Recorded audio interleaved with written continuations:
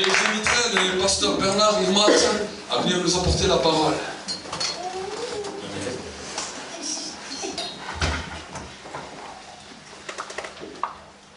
Je crois qu'on a passé un très bon moment de louange. Enfin, je pense que vous en pensez. Moi, j'ai bien vécu. Alors, bah, écoutez, j'ai fait la connaissance du pasteur il y a quelques temps. Et j'ai entendu son témoignage, et en entendant son témoignage et en voyant le feu qui l'anime, je me suis dit merci Seigneur pour les personnes que tu appelles encore dans ton œuvre. Et aussi l'audace qu'il a. Parce que bon, je pense que on peut tous être en Christ, et d'ailleurs à la limite tous, autant qu'on est, normalement nous y sommes, hein, on est bien d'accord. Mais on n'a pas forcément tous la même audace. Et j'ai encore vu dernièrement une vidéo donc, du frère qui était dans le métro. Et j'ai même dit à mon épouse, je dis, ils ont du courage. C'est pas si évident que ça. Vous vous rendez compte? Bon, des fois vous êtes sur la place à marcher, bon, vous restez là, hein, un peu statique. Bon, les gens viennent à vous. Mais là, vous allez dans un métro, les gens qui ne vous ont jamais vu ni d'Ève ni d'Adam, et d'un seul coup, vous leur dites, bon, écoutez, vous voulez bien entendre ce que j'ai à vous dire? Et hop, vous commencez. Je pense que moi, je peux demander un peu d'audace comme ça. Je peux. C'est tellement plus facile de parler à des chrétiens, je veux dire. Hein? Mais bon, Dieu nous met des non-chrétiens devant nous, et merci de la manière qu'il le fait. Ce matin, d'ailleurs, j'étais en train de déjeuner, là, je suis descendu à l'hôtel F1, sur le coup, je me dis, oh, il n'est pas terrible. Mais d'un côté, j'étais bien content parce que je discutais avec le gérant, enfin, je pense que c'est le gérant, je m'avance peut-être un peu. Et je discutais, et c'est un gars qui est musulman. Et on s'est mis à discuter, mais alors vraiment, il discutait avec un autre. Et bon, je suis rentré dans la conversation, et on s'est mis à discuter,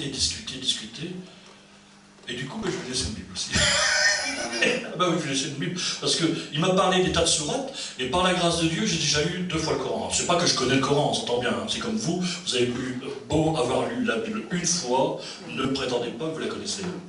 Vous l'avez lu. Vous l'avez lu. Vous la connaissez pas. Et là, c'était pareil, donc j'ai lu 2 fois, il me racontait un peu, donc il me parlait donc de sourate, il me parlait de la sourate de la vache. Et il détaillait la sourate de la vache, et je lui dis, mais attends, ça c'est pas possible. L'explication que tu me donnes, ça ne correspond pas à ce que moi j'ai lu. Alors il me dit, tu vas chercher où? Est-ce que tu vas chercher dans les hadiths du prophète, enfin de leur prophète? Je dis, il me dit, non, c'est comme ça. Je dis, attends, c'est bizarre. Et après, merci Seigneur, il a voulu parler en fait de ce que faisaient les Juifs, et que soi-disant, donc dans leurs paroles, ils avaient tronqué le message. Alors moi je lui dis non, il me dit ça c'est faux. J'ai dit, écoute, moi je dis rien pour ton livre, hein, donc le Coran, mais je dis en contrepartie, tu ne dois pas non plus dire des choses qui ne sont pas vraies au niveau de la Bible. Et de ce fait, ben, je lui ai passé une Bible, et il pourra les vérifier. Parce que pour lui, il avait une interprétation particulière. Enfin, je ne sais pas si vous connaissez grand-chose au niveau donc, de la doctrine musulmane, votre pasteur le connaît mieux, mais chez les musulmans, ils croient que ce que nous avons, donc chez nous on en a 66, chez les catholiques 73, des livres, hein, c'est faux. La Bible a été tronquée, faussée. Donc, c'est facile, comme ça, ils ne doivent pas les regarder, étant donné que c'est faux. Et ça, c'est un des éléments, je veux dire, qui fait qu'ils se maintiennent dans leur confession musulmane. Et ça nous vraiment d'amener le message. Et je vais vous dire, on ne va pas pouvoir, imaginez-vous que ça c'est le Coran et ça c'est la parole, on ne va pas pouvoir se disputer parole contre parole. Vous voyez ce que je veux dire? La seule chose qui va faire que la vérité va éclater, ça va être sur la manière d'être de chacun. Parce que si vous dites que vous êtes chrétien et que votre vie ne correspond pas à ce qui est marqué dans ce livre, jamais, et je vous dis bien jamais, vous n'atteindrez un musulman. Croyez simplement ce que Dieu est. Et je réfléchissais encore tout à l'heure, un petit peu avant qu'on se mette à louer, mais même pendant le louange, j'ai fait des trucs tout à l'heure, vous parlez d'arbres, et j'avais une image comme ça. Des fois, il y a des choses qui sont tordues dans notre vie. Et on croit comme ça que le Seigneur, d'un coup de baguette magique, redresse l'arbre. Vous savez, il met du terre à côté et tout se redresse. Je peux vous dire qu'il y a des choses qui ont été fausses dans la vie. Même si Dieu renouvelle toutes choses, ça ne veut pas dire que ça soit fait instantanément. Ce qui fait, la seule chose qui a une transformation en nous tout de suite, c'est notre esprit. Nous étions morts, notre esprit était loin de Dieu. Quand nous nous approchons de Dieu à travers Jésus-Christ, par le Saint-Esprit, il y a une nouvelle naissance, ou la vie d'en haut qui vient. Parce que souvent, nous, on parle toujours de gens nés de nouveau. Hein. En fait, il faudrait aller plus loin que ça. On vient de vivre d'en haut. L'esprit même de Dieu vient en nous, vient nous habiter. Et c'est ça qui fait la différence. Et ensuite, du fait que cet esprit est en nous, du fait qu'il y a une modification dans nos pensées, qui va agir sur notre caractère, qui va agir sur notre manière de vivre, notre vie va se redresser. Elle va se transformer. Et vous savez, moi je suis peut-être un des premiers à pouvoir en parler. Et si vous voulez, je ne sais pas combien de temps vous avez. Oh, faut pas me dire ça. Il faut mieux me laisser attendre. Moi, je suis né il y a 65 ans. Oh, dites pas que je fais pas mon âge. Alors c'est fou. Il y a 65 ans. Il y a 65 ans que je suis né. Je suis né dans des conditions un peu particulières. Je vais vous raconter ça parce que je crois que c'est important et ça ira dans la suite de ce que Dieu m'a mis à cœur. Il y a 65 ans, je suis né dans des conditions très, très particulières. On ne peut pas dire que ce soit forcément de l'amour. Enfin, ça dépend ce qu'on donne comme sens à l'amour, on s'entend bien. Ma mère, pour m'avoir, elle a pris des claques. Alors, c'est pas très pratique. Hein. Enfin bref, je suis né comme ça, et ensuite, quand donc, elle était enceinte, elle était voir mon père lui a simplement dit, pourquoi tu viens me voir? Pourquoi moi plus qu'un autre? Bon. Pas donner plus de détails que ça, mais le fait est, c'est que bon, ma mère ne pouvait pas s'occuper de moi, donc du fait, elle m'a mis en nourrice. De nourrice, je suis passé à une tante, et elle m'a simplement récupéré quand en fait elle s'est mariée donc avec mon beau-père, qui lui est issu de Brumat. C'est pour ça que les origines, des fois, ne sont pas toujours ce qu'on croit. Hein? D'accord?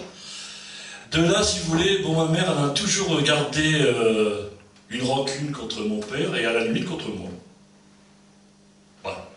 En fait, je représentais mon père et du fait, ça a amené quelques petits soucis entre nous. Surtout qu'en plus, j'avais été élevé, en fait, une grosse partie par une tante qui m'aimait beaucoup. Et là, je me retrouve avec une dame qui, à la limite, je ne connaissais pas. Ça doit être curieux. Vous savez, en ce moment, il y a un petit problème là sur Mulhouse. Un gamin qui a été élevé par son père. Et quand on a ramené l'enfant près de sa mère, en fait, l'enfant n'en veut pas. Il ne veut pas de sa mère. Ça fait 3 ans qu'il ne l'a pas vu. J'irais presque dire, je ne sais pas quel... Bon, il est sûr que du fait d'avoir été élevé par le papa et puis dans des conditions un peu particulières, ça n'a pas aidé pour qu'il retourne vers sa mère, mais néanmoins, je pense qu'un enfant, s'il n'est pas avec sa mère ou il n'est pas avec son père, c'est ce qui s'est produit aussi pour les retours de guerre. Quand des enfants ont vu arriver leur papa qu'ils n'avaient pas vu pendant 4 ans, ou qu'ils n'avaient peut-être même jamais connu, parce qu'il y en a qui sont partis en guerre, leur femme était enceinte, hein. Ils sont revenus, le gamin avait 4 ans. Et quand le gamin découvre le papa, il regarde avec des grands yeux comme ça, ce monsieur qui lui dit tu vas faire ci, tu vas faire ça, tu vas faire là, il se dit attends mais c'est qui cet étranger là? Il arrive, moi je suis avec ma mère depuis que ça naît, hein, c'est moi le chef, et l'autre il arrive, tu vas faire ci, tu vas faire ça. Hein, ça marche pas bien. Hein. Et je pense que là c'est à peu près ce qui se passe pour ce jeune gamin. Et moi bah, c'était la même situation, je me retrouvais donc avec une mère qui me disait tu m'aimes pas. Elle avait peut-être pas tellement tort. Ben non. Pourquoi je l'aurais aimé, je ne connaissais pas. Il y en a qui croient que c'est comme ça, instantané. Parce que c'est le lien du sang, on doit s'aimer. Non, je pense que des fois c'est un peu plus compliqué ça. Enfin bref, je reviens donc à mon histoire. Et donc, je suis passé mon adolescence, donc dans des conditions un peu particulières. Et à la limite, bon, je n'aimais pas ma mère, et du coup, je n'aimais pas bien ce qui m'entourait non plus, donc j'ai fait des conneries. Conneries sur conneries. Mais conneries sur conneries. Et je me souviens, j'avais bien été au catéchisme et tout, mais moi, bon, du fait de mes problèmes familiaux, et peut-être d'autres problèmes, hein, tout simplement, qui sont moi aussi, hein, bon, comme parler de Dieu, je voulais pas en entendre parler. Pas du tout. Et quand on me donnait de l'argent pour donner à la quête, j'allais m'acheter des carambars avec, et je faisais le tour de l'église. Je n'ai pas fait cette fois, hein. Mais je faisais le tour de l'église. Et il arrivé un moment donc, où j'ai continué mon petit bout de chemin, et comme j'étais pas bien dans ma peau, à un moment j'ai décidé d'aller faire un peu mon tour de France, et je suis allé donc avec un ami que j'avais. On a fait le tour de France, et dans ce tour de France, j'ai rencontré quelqu'un à Dijon. Et cette personne m'a parlé de Jésus-Christ. Il m'a parlé de sa rencontre avec Jésus. Alors, je pense que ce qui a fait que j'ai pu retenir ce qu'il m'a dit, c'est parce qu'il m'a dit que depuis qu'il avait rencontré Jésus-Christ, il n'y avait plus rien qui allait dans sa vie. Parce que s'il m'avait dit que tout allait bien, c'était un petit nuage rose, tout était super, à la limite, j'aurais peut-être même pas écouté. Mais le fait qu'il m'ait dit qu'il y avait des problèmes partout, et depuis que j'ai rencontré Jésus, j'ai des problèmes avec mon patron, j'ai des problèmes avec ma fiancée. Je me dis, attends, c'est quand même curieux ça. Ça ne correspond pas au Dieu que moi, il me semblait avoir entendu. Hein, parce que quand j'allais au catéchisme, moi, c'était pas difficile. On dessinait des petits anges, hein, des petits moutons, enfin, toutes des petites choses merveilleuses. Hein. En fait, on n'enseignait pas Jésus-Christ. Hein. On enseignait une certaine manière de voir, ou de vouloir montrer Jésus-Christ. Lui, non. Il était clair, net. Il m'a dit, bon, moi, j'ai que des problèmes. Par contre, une chose qui m'a fait plaisir et qui a retenu mon attention, c'est que j'étais donc à Dijon et je voulais aller dans une usine d'aviation qui n'était pas très pratique au niveau des transports. Et le gars m'a dit, écoute, je te prête mon vélo. Et je vous parle de ça, donc c'était dans les années 60, ou en 69 d'ailleurs, c'est pas difficile. Il y avait donc 46 ans. Et il m'a prêté son vélo. Il ne connaissait pas, hein. Le gars, je venais de le rencontrer. Et avec quoi, j'ai peut-être discuté une heure avec lui. Il m'a prêté son vélo, et après je suis reparti de Dijon, je suis parti ailleurs. Et j'ai redéposé son vélo, et son vélo, bon, pourtant j'avais rien fait de spécial, mais son guidon avait un peu bougé, et j'étais un peu tristouné, j'étais un peu chagriné que son guidon avait bougé. Alors c'est peut-être ça qui aussi a fait que ça s'est gardé dans mon esprit. Et voilà, bon, des mois ont passé, et comme j'étais toujours pas bien dans ma peau, et que bon, du fait de ça amenait même des problèmes au niveau du travail, j'avais tellement fait le saut dans ma région que plus personne ne voulait m'embaucher. Plus personne. Alors il fallait bien que je vive, il fallait bien que je paye mon loyer. Bon, j'étais parti de mes parents à 18 ans. Il fallait que je vive. Et donc je vois une place de manœuvre dans une entreprise de démolition. Ça me bottait pas bien. Mais bon, j'avais pas bien le choix. Donc je vais dans cette entreprise de démolition, du travail, et j'avais comme toujours cette hargne en moi. Alors les gars croyaient que j'étais un super travailleur, parce qu'ils me voyaient démolir ça avec plaisir, et c'est vrai que j'ai eu du plaisir à tout démolir. Mais c'était pas parce que j'aimais travailler, c'était parce que j'aimais démolir. C'est deux choses différentes, hein. Mais comme quoi que les gens ont une interprétation des fois des choses. Et ce fait est, c'est que j'étais là sur ce terrain de démolition, et d'un seul coup, tu vois, une pensée qui vient comme ça, enfin, qui vient en moi, ou c'est moi, c'est assez difficile quand même. Hein. Le fait est, c'est qu'à un certain moment, je pense à ce que ce garçon m'a dit, et je pose la question à Dieu.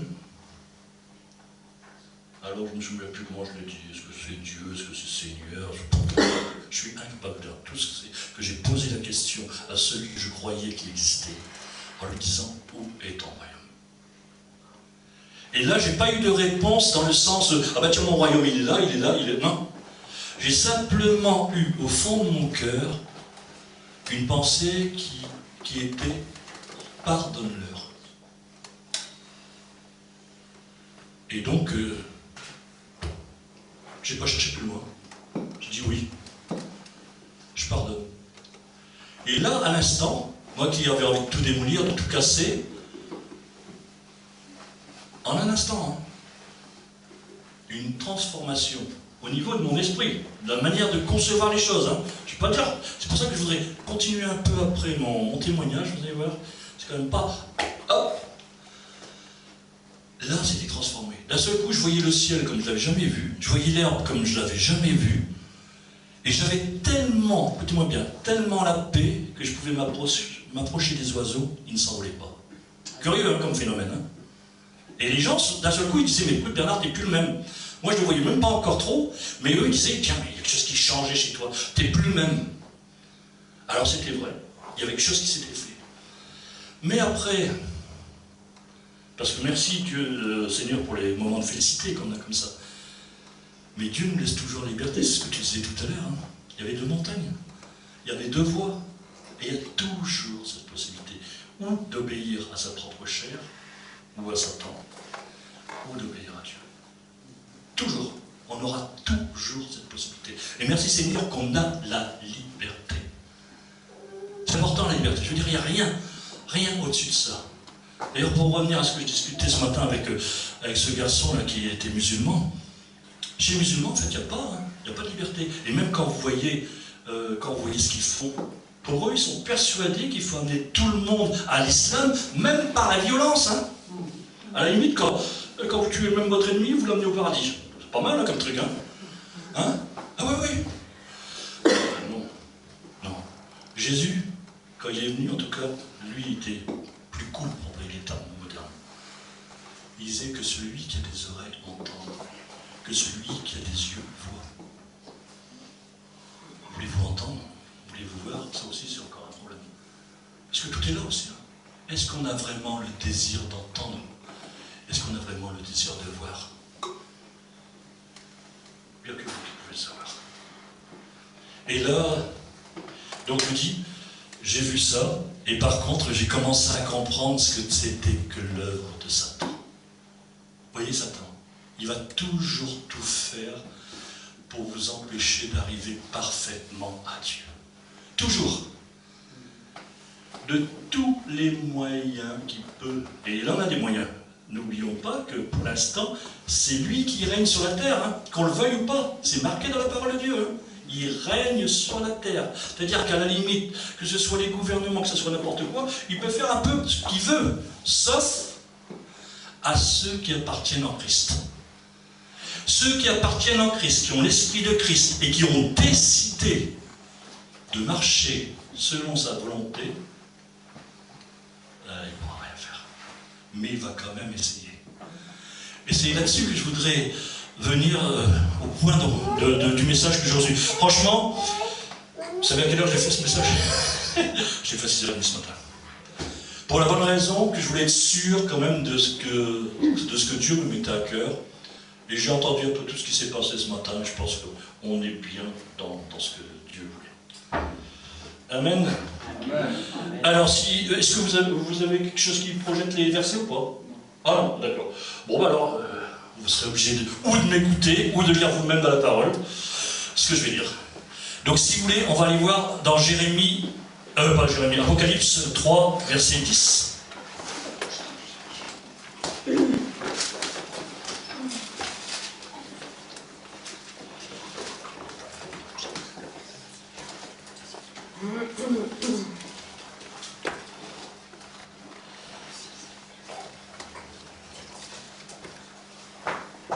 On peut même prendre à partir de l'église, du verset 7, donc écrit à l'ange de l'église de Philadelphie. C'est bon? Vous y êtes? Ou sinon, vous m'écoutez. Voilà ce que dit le Saint, le véritable, celui qui a la clé de David, celui qui ouvre et personne ne fermera, celui qui ferme et personne ne voudra. Je connais tes œuvres. Voici parce que tu as peu de puissance et que tu as gardé ma parole, que tu n'as pas renié mon nom. J'ai mis devant toi une porte ouverte, que personne ne peut fermer. Voici, je te donne quelques-uns de ceux de la synagogue de Satan, qui se disent juifs et ne le sont pas, mais qui mentent. Voici, je les ferai venir se prosterner à tes pieds et reconnaître que je t'ai aimé. Parce que tu as gardé la parole de la persévérance en moi, je te garderai aussi à l'heure de la tentation, qui va venir sur le monde entier pour éprouver les habitants de la terre. Je reviens bientôt, retiens ce que tu as, afin que personne ne te prenne ta couronne. Où je veux surtout insister, c'est « Je te garderai aussi à l'heure de la tentation qui va venir sur le monde entier. » Vous savez, le plus difficile, être chrétien ou se prétendre chrétien. Je fais bien la différence. Être chrétien, la première chose pour moi, selon Romains 8, 9, celui qui a l'esprit de Christ lui appartient, celui qui ne l'a pas ne lui appartient pas. On ne peut pas aller autrement. Maintenant, moi je ne vous dirai pas comment vous pouvez avoir l'esprit de Christ ou vous ne pouvez pas l'avoir. Quand quelqu'un me dit « Ah mais il n'a pas l'esprit de Christ ou pas ?» Ça, je n'en sais rien. Je dis simplement que celui qui a l'esprit de Christ lui appartient, celui qui ne l'a pas ne lui appartient pas. C'est-à-dire que si je fais un appel et qu'il y en a 10 parmi vous qui s'avancent et qui vraiment sont sincères dans leur cœur, qui reconnaissent dans leur cœur, qui confessent de leur bouche que Jésus est leur Seigneur, qui suis-je pour dire tu es ou tu n'es pas chrétien? Qui suis-je pour le dire? L'Esprit atteste à votre esprit que vous êtes bien enfant de Dieu. C'est l'Esprit qui atteste à votre enfant. C'est pas moi. C'est pas parce que Bernard Herrmann vous a dit que vous êtes chrétien que vous êtes chrétien. Ah non, non. L'Esprit atteste à votre enfant. Si l'Esprit n'atteste pas, ça ne veut pas dire que vous ne pourrez jamais un jour être près du Père, près de Jésus-Christ, pas du tout. Mais peut-être que tout simplement, vous avez entendu frapper Jésus à la porte de votre cœur et vous n'avez pas encore décidé de l'ouvrir. Même si, entre guillemets, vous pensez que simplement, je m'avance là, ah bah Seigneur, tu vois, j'ai fait 2 pas, alors c'est tout bon. Ça, c'est les pas physiques. Mais les pas spirituels, où sont les pas spirituels? Est-ce que vraiment dans mon cœur, j'ai dit Seigneur, prends tout et prends-le à fond? Ou simplement, je crois que bon, je m'avance, alors peut-être comme ça, Jésus, par un coup de baguette magique, allez vas-y, je te transforme. Dieu nous laisse la liberté. Même s'il y en a qui ne le croient pas, parce qu'il y en a qui croient qu'on est absolument élu et que rien ne peut changer parce que Dieu nous a élus.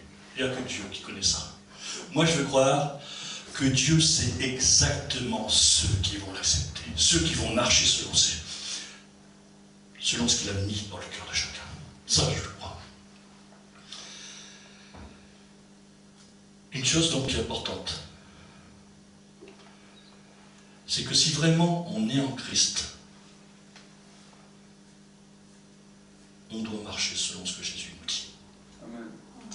Vous savez, quand Jésus dit, à travers ses paraboles, ou même à travers ses enseignements à ses disciples, il dit quand on te demande de faire 1000 mètres avec quelqu'un, fais-en 2000. Si vous êtes plus raisonnable que le Christ, oui, oh non, moi j'ai fait 1000 mètres, ça suffit largement. Vous passez à côté. Quand il est dit, si on te gifle sur la joue gauche, tu tends aussi la droite.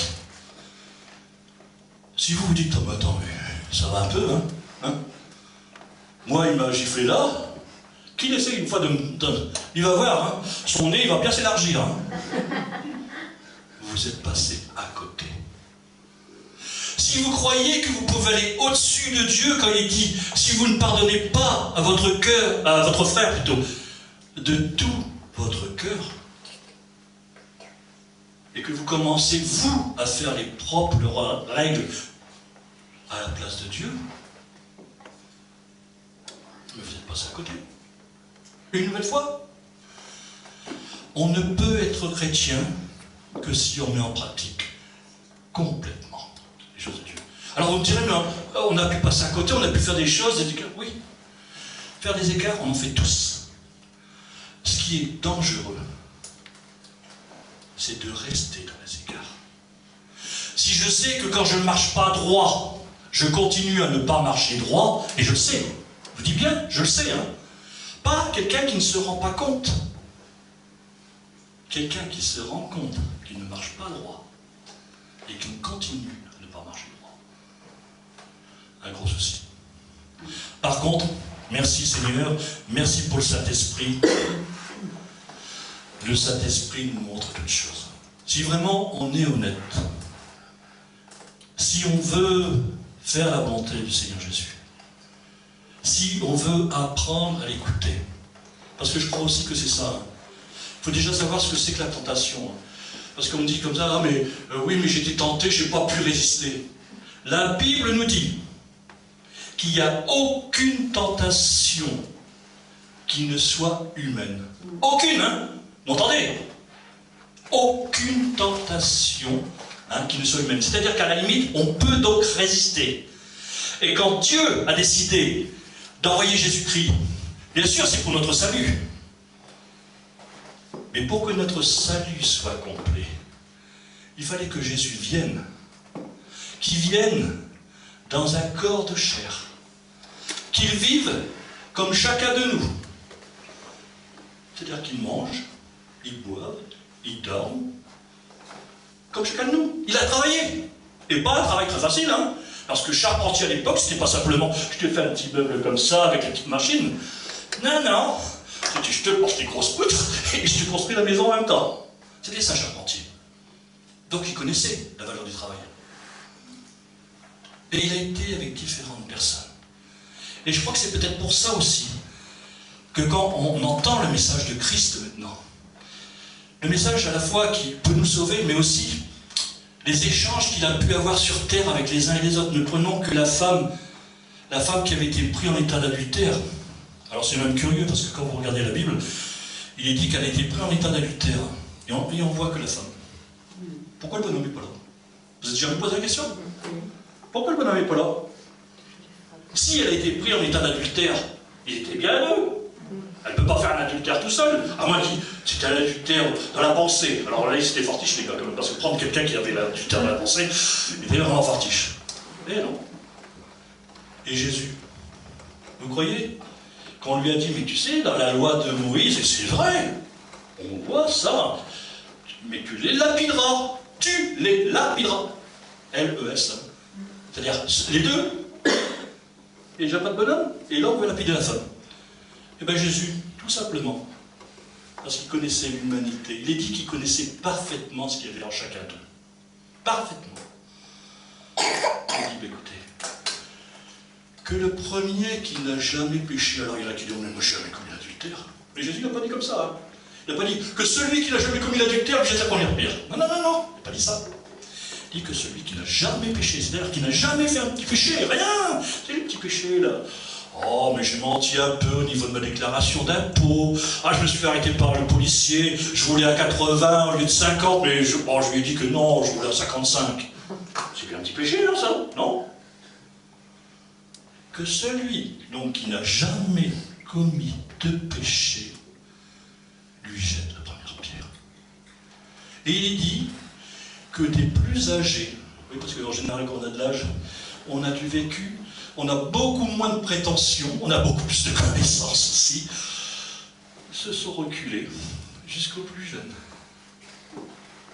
Jésus pouvait le dire, Jésus pouvait apporter le pardon. Il savait exactement ce qu'il en était. Pour la femme samaritaine, c'était pareil. On aurait pu croire que Jésus allait la renvoyer comme rien du tout. Hein?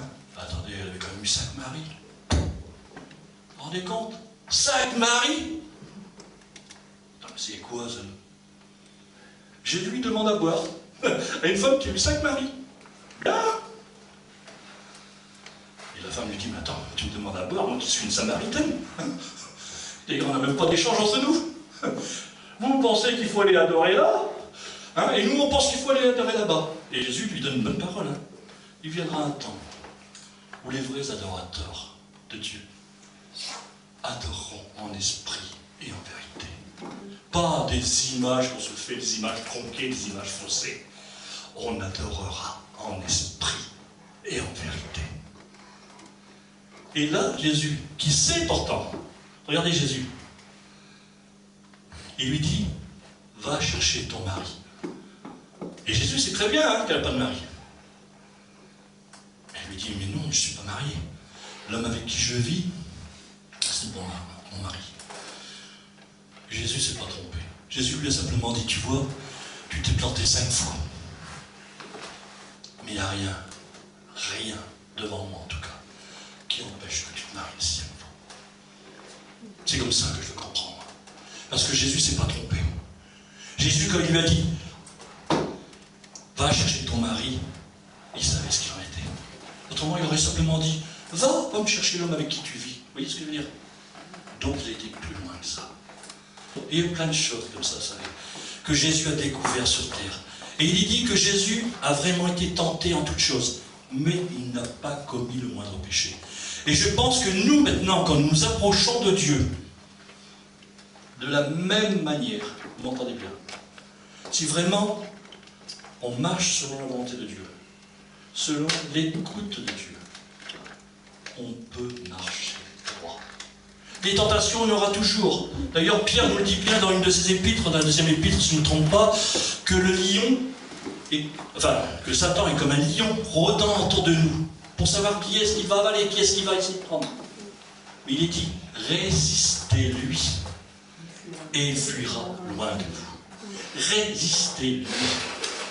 De la même manière, vous savez, Satan, c'est pas une nouveauté, hein.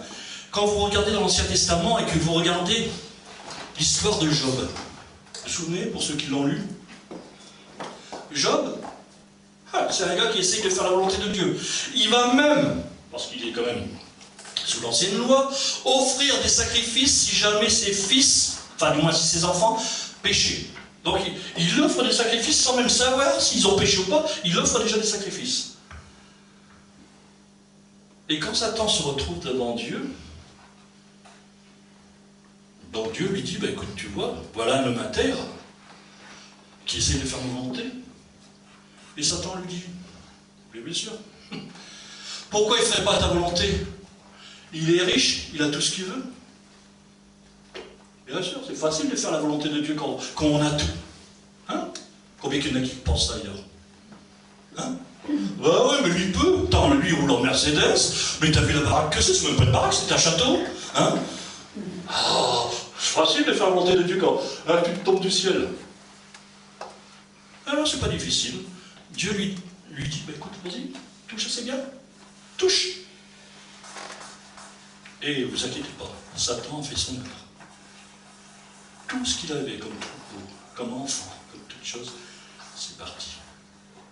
Néanmoins, il est dit que Job ne péchant pas, il ne sortit rien de sa bouche. Il n'y a pas eu un sentiment qui a fait qu'il s'est mis en rébellion contre Dieu. Satan revient, quelque temps après. Et Dieu lui dit la même chose. Tu as vu, Job, c'est un serviteur et intègre. Et là, Satan lui dit, ben oui, bien sûr. Mais touche à sa peau, touche à sa santé. On verra s'il ne te maudit pas.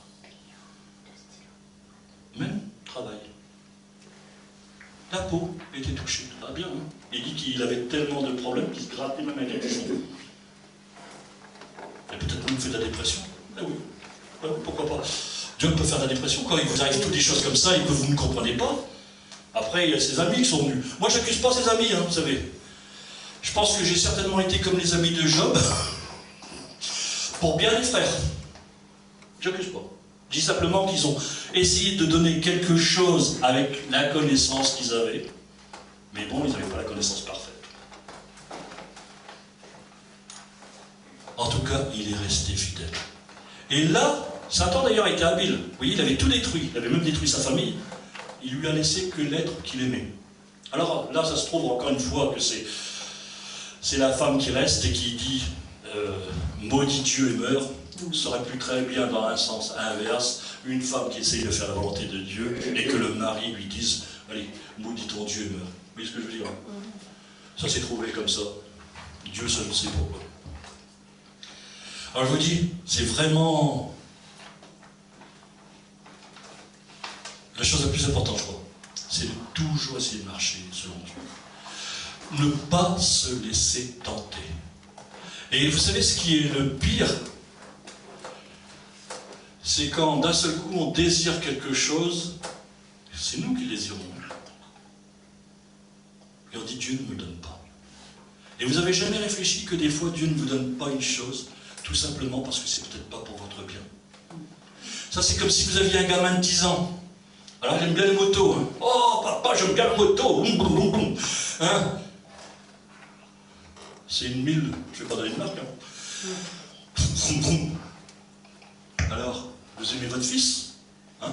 Ou votre fille, hein? Parce que maintenant tout le monde fait de la moto. Hein. Vous allez lui donner. Pourtant, vous aimez votre fils. Vous aimez votre fille. Vous allez lui donner? Non. Parce que vous savez très bien que si vous lui donnez ça, il va se détruire avec.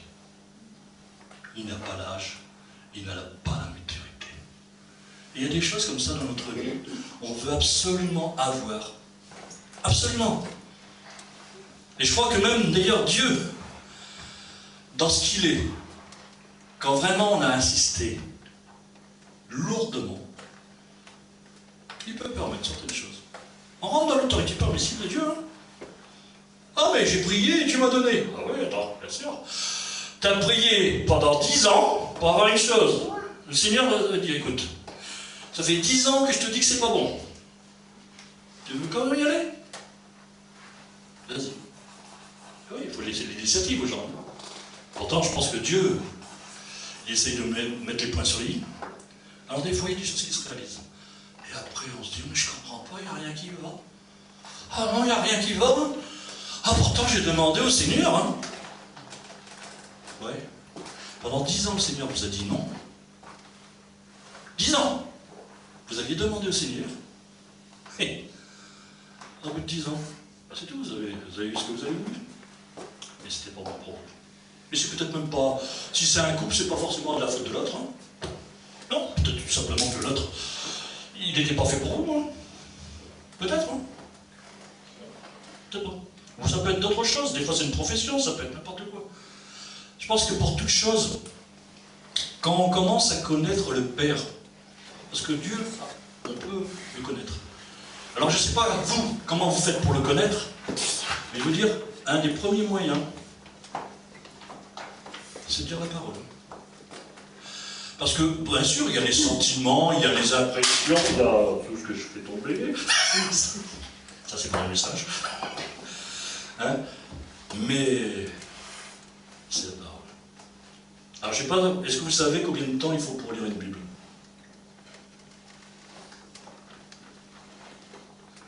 Lisez, allez. Non? 6 jours. Combien? 6 jours. Non. Oh, c'est pas long. Non, il faut 80 heures. Il faut 80 heures.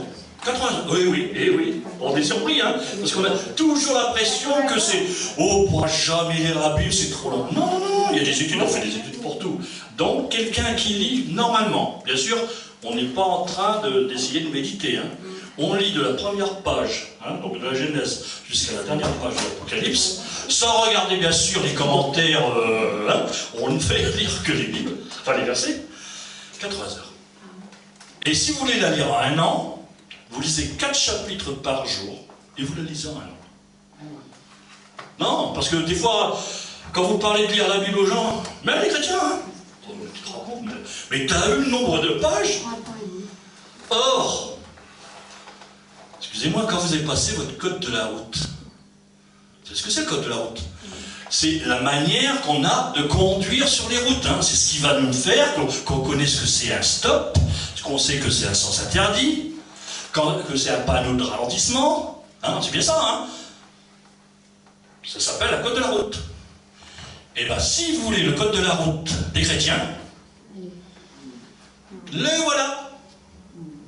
Vous avez le code de la route des chrétiens. Et malheureusement, beaucoup de chrétiens ne connaissent pas le quart du code de la route. Ce qui sous-entend que il en manque 3 quarts pour marcher droit. Alors comment voulez-vous connaître Dieu parfaitement? Comment voulez-vous comprendre ce que c'est, enfin qui est Jésus-Christ? Pourquoi le Saint-Esprit est venu? Pourquoi il agit aujourd'hui? Si vous ne connaissez pas ce qu'il y a dans la parole. Eh oui. Alors des fois, il dit, mais pourtant j'ai prié le Seigneur. Et moi, j'écoute, hein. Je me dis, mais attends, oui, bien sûr, tu as prié le Seigneur. Mais à la limite, Est-ce que tu as été... Vous savez ce que c'est les facs, les fameuses réponses aux questions, là, hein? Pourquoi tu ne vas pas chercher dans les facs du Seigneur, finalement? Donc, tentation. Hop, je vais chercher. Ah, je l'ai perçu. Ah, bon, mais d'ailleurs, il y a quelques-uns qui ont été tentés. Ah, mais David a fait un péché en faisant le renombrement de David. Enfin, du peuple. Oh, mais David a fait un péché parce que quand l'armée était partie, lui, il est resté tranquillement chez lui, à se dorloter sur son balcon. Mais ça me découvre. Pourquoi il a péché? Il y a toujours une cause. Toujours une cause. Et quand on est tenté, et c'est Jacques qui dit ça, il dit souvent on est tenté parce qu'il y a au plus profond de nous-mêmes. Eh oui. Et c'est pas parce qu'on est chrétien qu'on ne peut pas l'être. Vous m'écoutez bien, hein? Ce n'est pas parce qu'on est chrétien qu'on ne peut pas être tenté. Mais parce que nous sommes chrétiens, nous pouvons résister à la tentation. Mais écoutez bien ça, parce que Satan, après il va s'en aller. Vous savez, si vraiment Satan voit que vous êtes constant, à la fois dans la connaissance de la parole.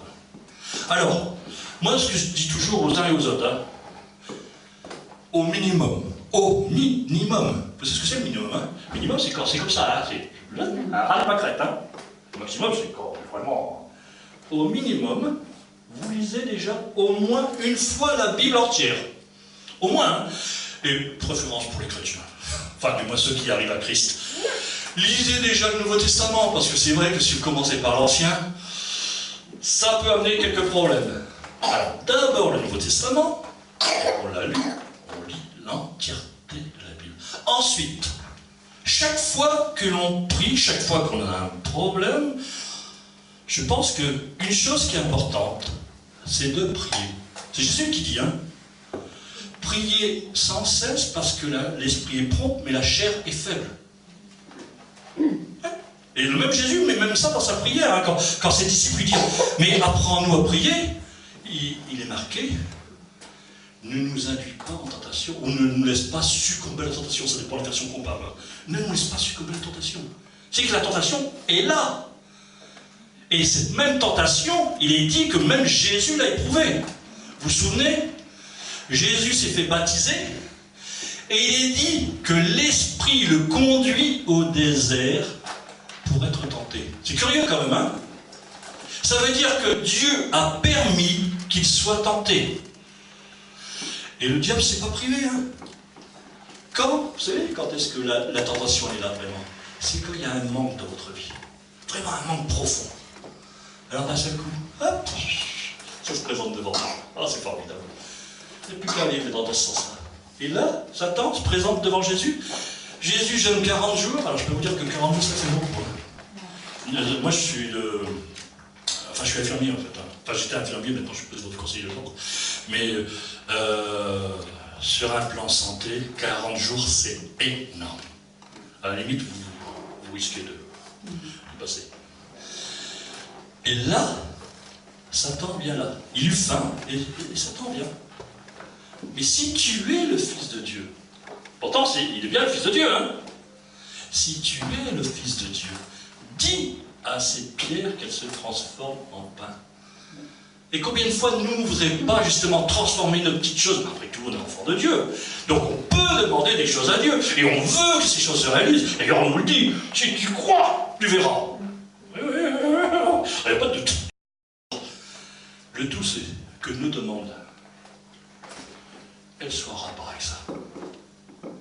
Que ce ne soit pas des demandes de la chair, que ce ne soit pas des demandes de Satan, que ce soit des demandes qui viennent de Dieu.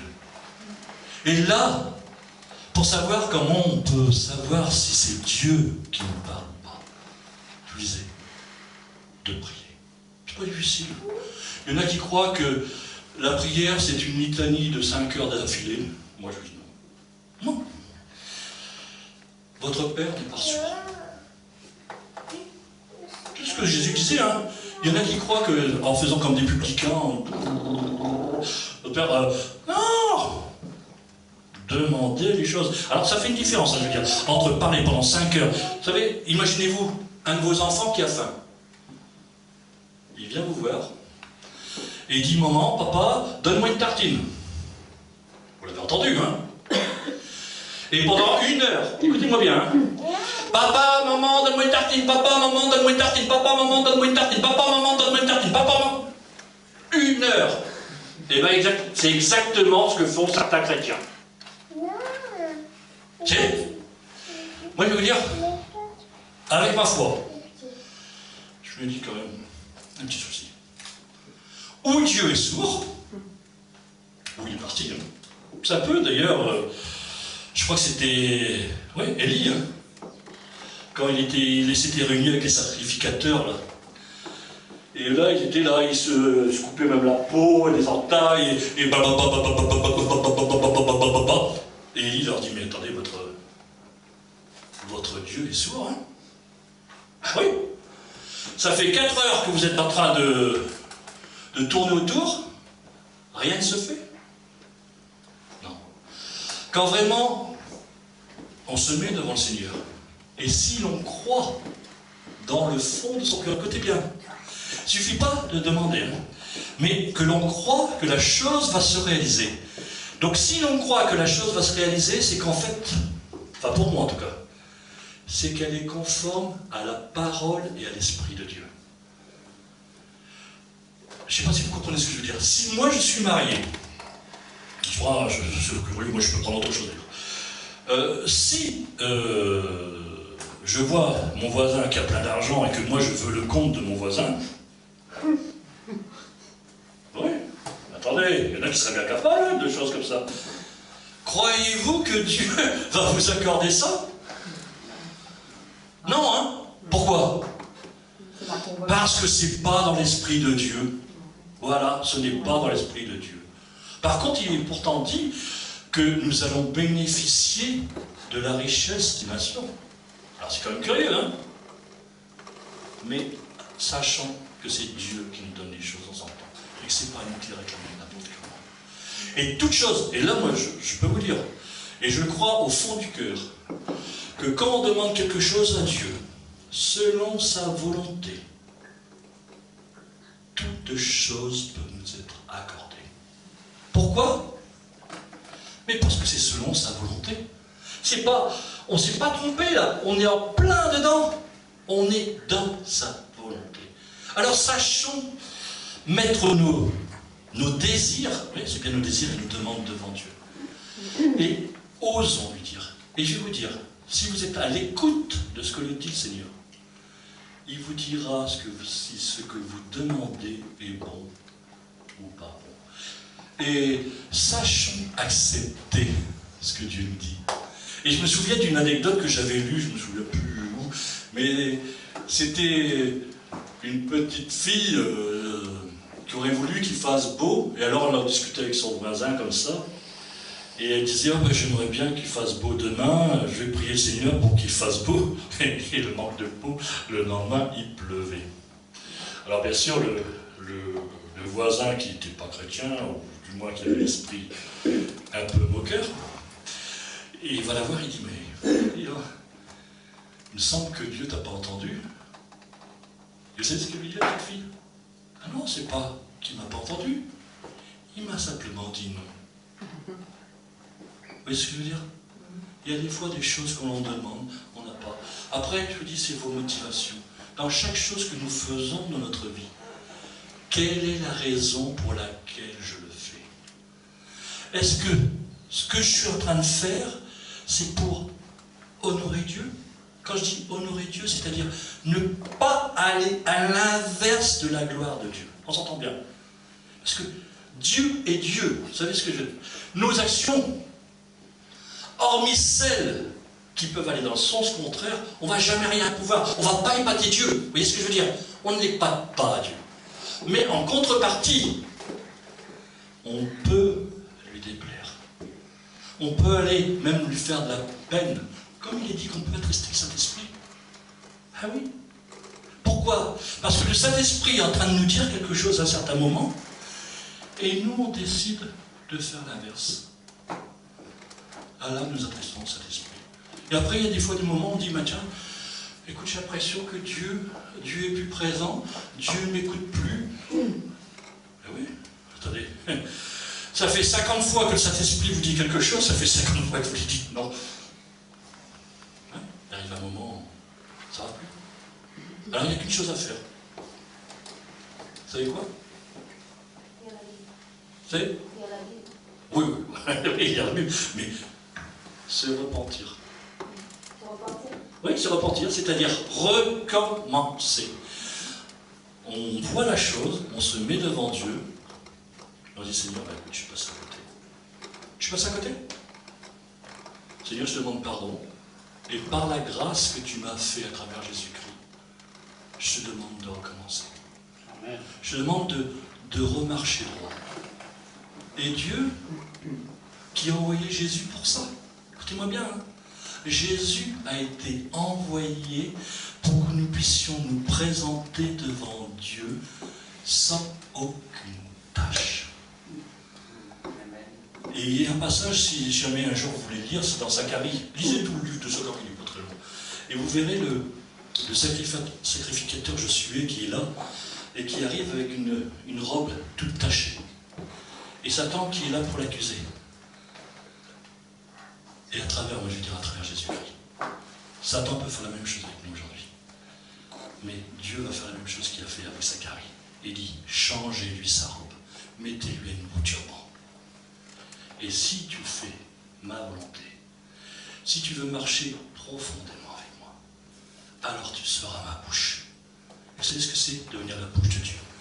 C'est-à-dire que vous allez vous-même parler. C'est vraiment l'Esprit de Dieu qui va parler à travers vous. Et quand vous apporterez des paroles, ce sera des paroles d'édification, des paroles d'exhortation, des paroles qui feront que les personnes qui vous écouteront iront plus loin. Et c'est ça qui est important. Je vais en rester là, je ne sais pas. Oui, je pense que je vais en rester là. Si vous voulez, on prie 5 minutes ensemble. Ça vous va? Père, je veux te remercier. Te remercier de tout ce qui est dans ta parole, de toute l'action de ton esprit. J'ai essayé de parler avec la sagesse que tu me donnes. J'ai essayé d'apporter ce que je crois que Jésus-Christ lui-même aurait dit. C'est vrai, je ne suis pas Jésus, mais en tout cas, c'est bien son esprit qui a été envoyé en moi et aux autres frères et sœurs ici. Alors je te demande simplement, Père, que si, à travers ce que j'ai dit, il y a des choses qui sont à mettre en place dans la vie des uns et des autres, que cela puisse se faire. Et je te prie aussi, Seigneur, pour ceux qui ont bien entendu que tu frappais à leur porte, mais qui n'ont pas encore ouvert. Et vraiment, Seigneur, là, en cet instant, ils acceptent, Seigneur, d'ouvrir cette porte. Et qu'en l'ouvrant, ils te découvrent tel que tu es. Et non pas tel que peut-être le monde leur a montré, la fausse image de toi, Seigneur. Mais qu'ils voient vraiment qui tu es. Et ce que tu as voulu montrer à travers toi, du Père. Seigneur, que ton esprit soit avec chacun. Ta grâce. Merci. Amen. Amen. Amen. Amen. Acclamons pour la parole de Dieu.